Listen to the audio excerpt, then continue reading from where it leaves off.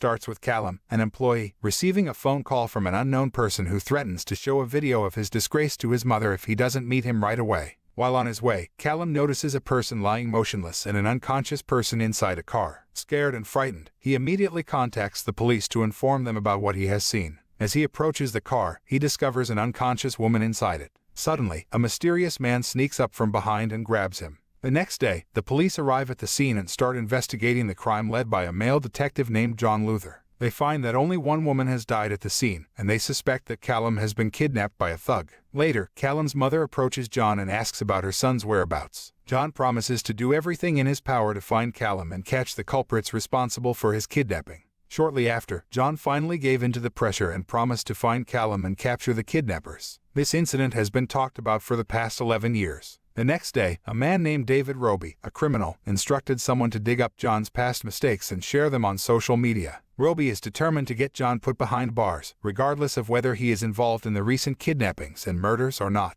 His motive is to get rid of John, who is leading the investigation into the case. A few days later, Roby's plan succeeds, and John is thrown into jail for violence, vigilantism, and intimidation of defendants he had arrested. In the prison cell, he is escorted by the warden. The inmates who saw him coming start hurling insults at him, as he was a police officer who was feared by criminals. Many of the convicts who had been arrested by John held grudges against him. There, he faced continuous bullying by the inmates during his time in prison. Even during his bath, several inmates approached him and harassed him. On the other hand, Callum's mother, Corinne Aldrich, received a mysterious phone call telling her where her son was. Corinne was filled with hope and excitement as she rushed to the location, but upon arrival, she realized that she was not alone. The person who had called her had also contacted the families of other kidnapped victims. Together, they entered the building, hoping to find their missing loved ones. Unfortunately, their hope was shattered when they found their children hanging from the ceiling. As if the scene wasn't horrifying enough, the building suddenly burst into flames, leaving Corinne and the other families with no time to retrieve the bodies. The next day, a new chief detective named Odette Rain arrived on the scene. She and her deputy, Archie Woodward, were puzzled as to why anyone would commit such a heinous crime.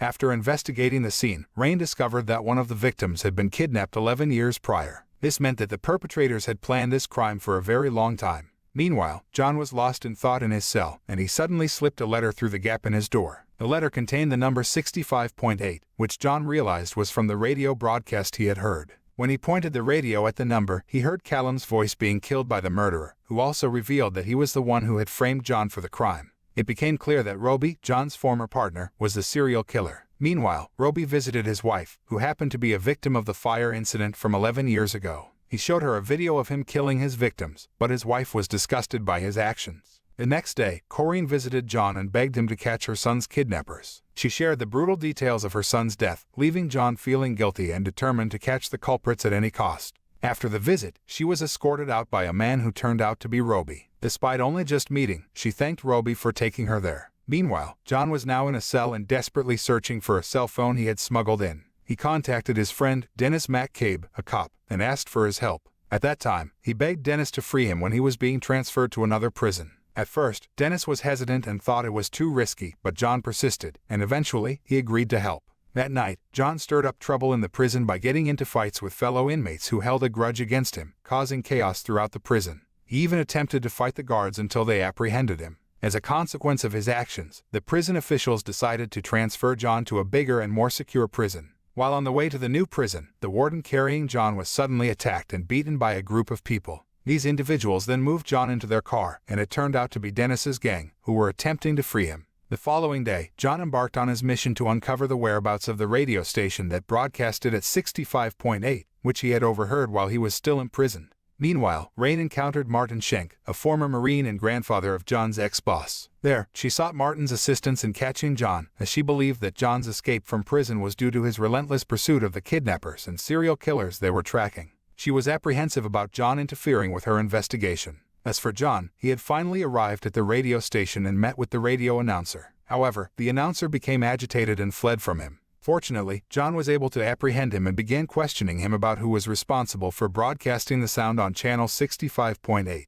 The radio announcer, Derek Standish, was petrified and had no choice but to confess that the broadcast was not live but was pre-recorded by someone else. At that moment, John was curious as to why Derek had obeyed the instructions of the sender who had requested the voice recording. Then, Derek also revealed that he had met the person responsible for the recording on the internet, and over time, they became close. He confided in the man, sharing his deepest and darkest secrets, only to realize that the man had recorded all of his embarrassing confessions. The man used the recordings to manipulate Derek, threatening to expose his secrets if he did not comply with his orders. However, he had no idea who this mysterious man was, but he had his phone number. After leaving the radio station, John contacted Martin and informed him that he knew about Martin's involvement with the police in catching him. John then requested Martin's help in tracing the phone number of the person responsible for the voice recording he had obtained. Using the police system, Martin communicated with Rain and Archie and proposed that Rain provide the location of the kidnapper's phone number to John so that they could catch him when he and the perpetrator were in the same place. In the evening, John rushed to the location of the perpetrator as soon as he discovered it.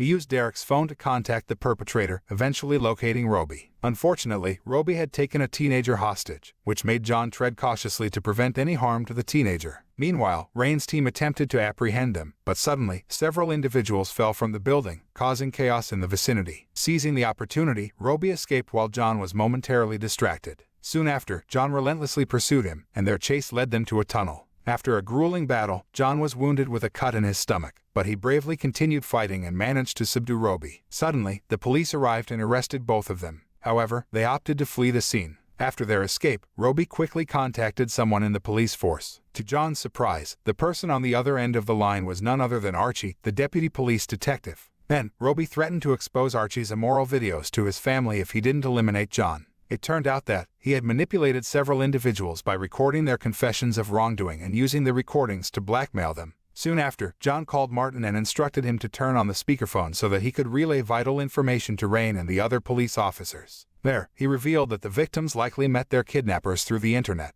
The kidnappers would pretend to be friendly and then exploit their victims' mistakes or disgrace to blackmail them. One such victim was Derek, who had been forced by Roby to play a recording of the murder committed by the kidnapper on channel 65.8. John believed that the fear of being humiliated in front of a crowd was more intense than the fear of death. He also suspected that those who jumped off the building were victims of mistreatment, and they chose to take their own lives because they were afraid that their shame would ruin their lives if it got out. Later on, the focus of the story shifted to a young girl named Anya Rain, who was all by herself at home. Suddenly, she heard a voice calling out to her, and it turned out to be Roby, who had intentions of kidnapping her. Meanwhile, at the police station, Martin had just uncovered the truth that John had previously shared. After examining the victims' cell phones, he discovered that nearly all of them had met the culprit through the internet.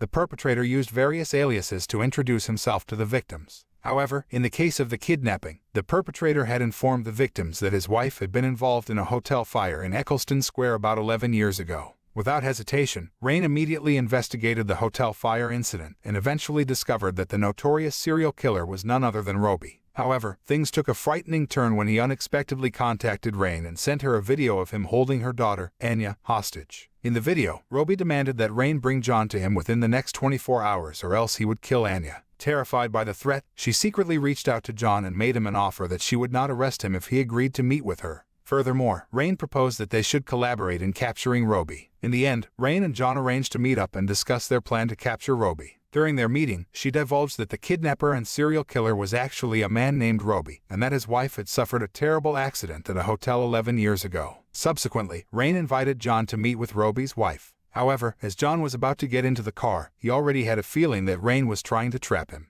Upon hearing Rain's request, John was quick to inquire about Roby's latest scheme. Unable to deceive him any longer, she reluctantly revealed that Roby had kidnapped her daughter and was holding her captive, demanding that she bring John to him. Overcome with worry for her daughter's safety, she implored John to assist her in any way possible. Trying to reason with Rain, John reminded her that even if she acquiesced to Roby's demands, he would still likely harm Anya. Therefore, their priority should be to capture Roby before he could inflict any further harm. Ultimately, she conceded to John's plan, and they quickly headed to Roby's wife's residence to seek any clues that might help them locate him.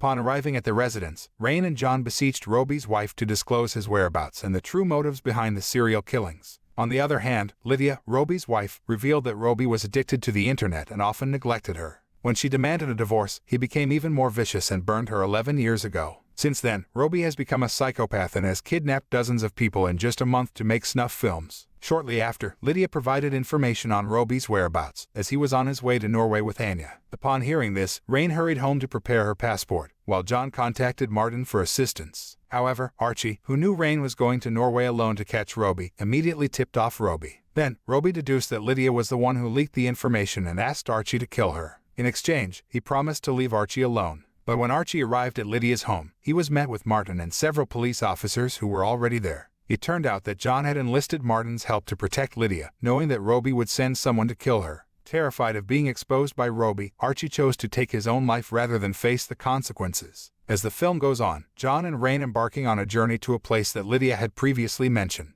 The road leading to their destination was too treacherous to navigate by car, so they had to make the journey by walking. Along the way, John stumbled upon a pile of frozen corpses that he suspected might be the work of the notorious killer, Roby. After a while, the duo finally arrived at a huge house, and Rain was immediately overcome with emotions when she saw her daughter's lifeless body hanging with the other victims. Meanwhile, John, determined to find the killer, began scouring the various rooms in the house. However, within a few moments, Rain realized that the body she saw was not her daughter's, causing her to breathe a momentary sigh of relief. Unfortunately, the relief was short-lived, as Roby's men suddenly attacked Rain from behind, leaving her vulnerable and defenseless. At the same time, John was caught off guard by Roby, who appeared suddenly from behind and rendered him paralyzed. Soon after, John and Rain were being broadcasted live to Roby's followers on the dark web. It turned out that he had been earning money from viewers who visited his website to watch the murders he broadcasted.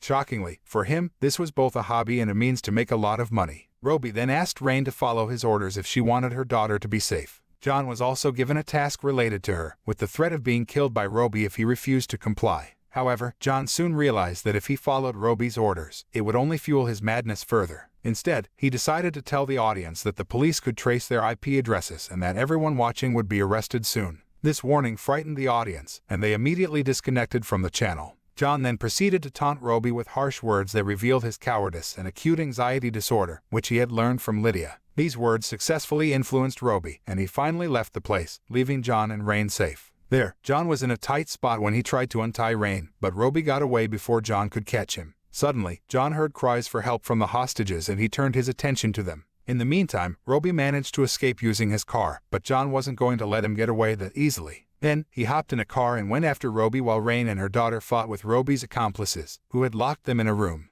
The chase was intense, with John and Roby trying to stop each other as they drove through ice shards. Not long after, Martin and the police arrived to save John just in time as Roby froze to death in an ice pool. Meanwhile, Rain and Annie were able to defeat Roby's men and thank John for his help. Unfortunately, John was still a fugitive and had to go back to prison. However, before he returned, he received medical treatment for his injuries. Soon after, Martin visited John and told him that he wouldn't have to go back to prison. It turned out that a group of government agents wanted to recruit John for a special mission because of his heroism. The film ended with John approaching the leader of the group. The film ends. The moral lesson of this film is that sometimes, getting yourself thrown into prison and causing chaos is the best way to get your friends to break you out.